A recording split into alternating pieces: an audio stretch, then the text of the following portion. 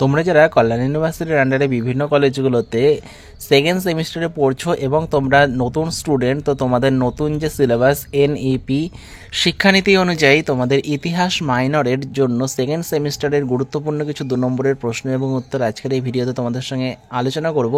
তো তোমরা ভিডিওটা শেষ পর্যন্ত দেখতে থাকো। আর যারা চ্যানেলে নতুন আছো চ্যানেলটা অবশ্যই সাবস্ক্রাইব করে দিও এরকমই ভিডিও পাওয়ার জন্য। আর যারা মনে করছে এই সাজেশন কপিটা সংগ্রহ করবে, এর মধ্যে তোমরা 2 নম্বর, 5 নম্বর, 10 নম্বরের সমস্ত প্রশ্ন উত্তর সহ পেয়ে যাবে ইতিহাস মাইনর সেকেন্ড সেমিস্টারে। তো সেক্ষেত্রে তোমরা স্ক্রিনে দেওয়া নম্বরে 150 টাকা পেমেন্ট করে হোয়াটসঅ্যাপে তার স্ক্রিনশট পাঠাও, তোমাদের PDF কপিটি পাঠিয়ে দেওয়া হবে। তো তোমাদের যে টপিকটা রয়েছে সেটা হচ্ছে মধ্যযুগের ভারতের ইতিহাস। তো প্রথম প্রশ্ন তোমরা দেখো যেটা পড়বে, ইকতা ব্যবস্থা কি? উত্তর দেখো, ইকতা ব্যবস্থা হলো সুলতানি আমলে প্রচলিত এক প্রকার প্রশাসনিক ব্যবস্থা। সুলতান ইলতুৎমিশের আমলে এই ব্যবস্থা প্রচলিত হয়। সাধারণভাবে সুলতানি আমলে প্রদেশগুলিকে বলা হতো ইকতা। ইকতার দায়িত্বে থাকতেন যিনি, তাকে বলা হতো ইকতাদার বা মুক্তি বা ওয়ালি। ইকতাগুলিকে ছোট ও বড় এই 2 ভাগে ভাগ করা হতো। ছোট ইকতার শাসক শুধু সামরিক দায়িত্ব পালন করতেন, আর বড় ইকতার শাসকদের সামরিক দায়িত্বের পাশাপাশি প্রশাসনিক দায়িত্বও পালন করতে হতো। পরের প্রশ্ন, খলজি বিপ্লব বলতে কি বোঝো? উত্তর, 1290 খ্রিস্টাব্দে জালালউদ্দিন ফিরোজ খলজি বলবনের বংশধরদের ক্ষমতা থেকে সরিয়ে দিয়ে সুলতান হন। এই ঘটনাকে খলজি বিপ্লব বলা হয়। এর ফলে দিল্লিতে ইলবাড়ি তুর্কি অভিজাতদের ক্ষমতা চলে যায়। তার বদলে খলজি, তুর্কি ও হিন্দুস্তানিদের ক্ষমতা বেড়ে গিয়েছিল।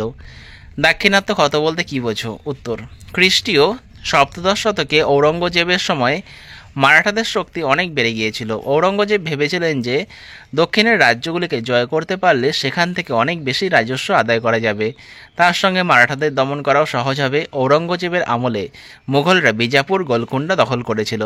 মুঘল সাম্রাজ্যের আয়তন এত বড় আগে কখনো হয়নি, কিন্তু বাদশাহ যা ভেবেছিলেন তা হলো না। তার বদলে বহু বছরের রক্তক্ষয়ী যুদ্ধে মুঘলদের অনেক আর্থিক ক্ষতি হলো। দাক্ষিণাত্য যুদ্ধের এই ক্ষত আর সারল না। মারাঠা নেতা শিবাজিকেও স্বাধীন রাজা বলে মেনে নিতে হলো। 25 বছর ধরে যুদ্ধ করে ঔরঙ্গজেব শেষে দাক্ষিণাত্যেই মারা গেলেন। এই ঘটনাকে দাক্ষিণাত্য ক্ষত বলা হয়। পাল সেন যুগে কেমনভাবে কর আদায় করা হতো?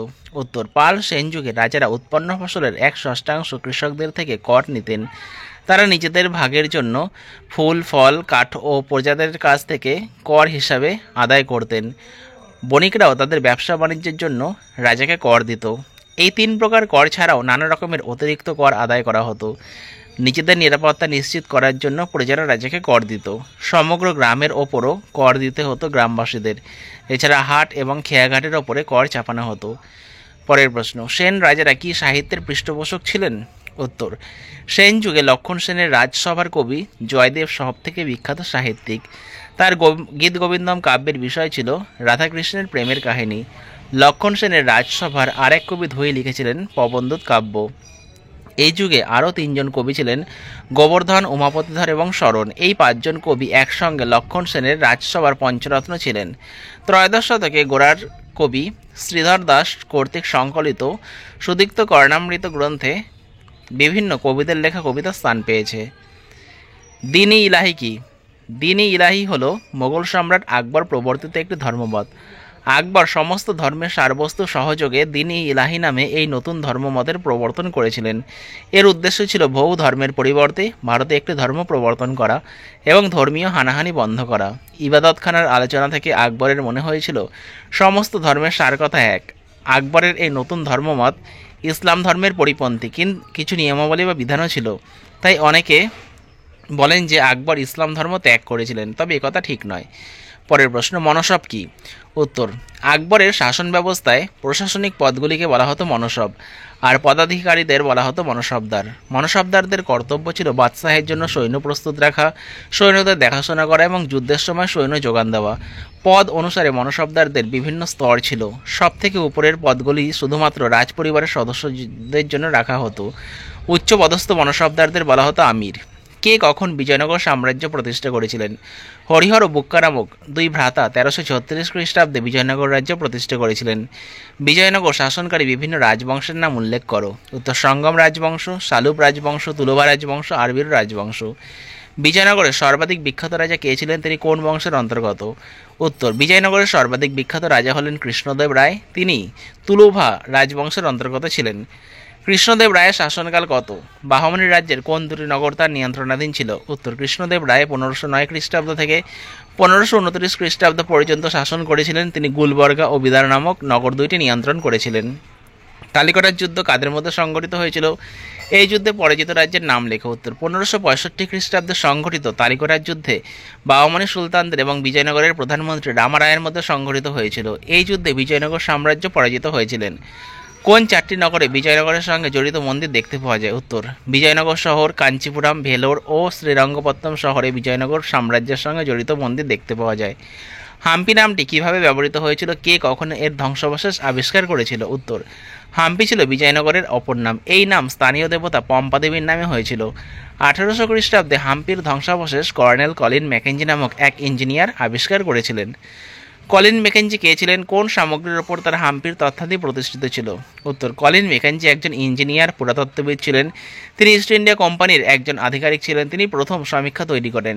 হাম্পি সম্পর্কে তার প্রথম নতুন তথ্য বিরূপাক্ষ মন্দিরের পুরোহিতদের স্মৃতির ওপর প্রতিষ্ঠিত ছিল। বিজয়নগর প্রসঙ্গে রায় ও নায়ক কারা ছিলেন? উত্তর, নিম্নোক্ত বিজয়নগর প্রসঙ্গে রায় ও নায়ক ছিলেন। বিজয়নগরের রাজাগণ ছিলেন রায়, নায়কগণ হলেন সামরিক বাহিনীর প্রধান। অমরা নায়ক কারা ছিলেন? তাদের দুটি কার্য উল্লেখ করো, বা বিজয়নগর সাম্রাজ্যের অমর নায়কদের ভূমিকা আলোচনা করো।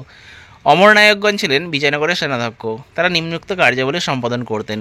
তারা কৃষক, বণিক ও হস্তশিল্পীদের নিকট থেকে কর সংগ্রহ করতেন।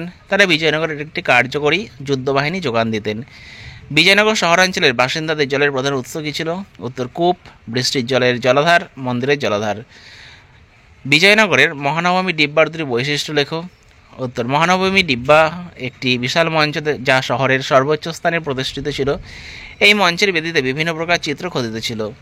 মহানবমী উৎসবের সঙ্গে জড়িত যে কোনো 4 প্রকার বিশেষ দৃষ্টি আকর্ষকের উল্লেখ করো। উত্তর, নৃত্য, মল্লযুদ্ধ, সুসজ্জিত রথ, হাতি ও ঘোড়া সহযোগে শোভাযাত্রা, মূর্তি পূজা। বিজয়নগর রাজ্যের বিশেষত্ব কী ছিল? উত্তর, বিজয়নগর হিন্দু ধর্ম ও সভ্যতার কেন্দ্র ছিল। দাক্ষিণাত্য মুসলমান শক্তিকে প্রতিহত করে হিন্দু স্বাধীনতা রক্ষা করা বিজয়নগর রাজগণের অপূর্ব কীর্তি। তারা সংস্কৃত, কানাড়ি ও তেলুগু সাহিত্যের উৎসাহদাতা ছিলেন। তাদের নির্মিত বহু মন্দির, প্রাসাদ তাদের শিল্পানুরাগের পরিচায়ক ছিল।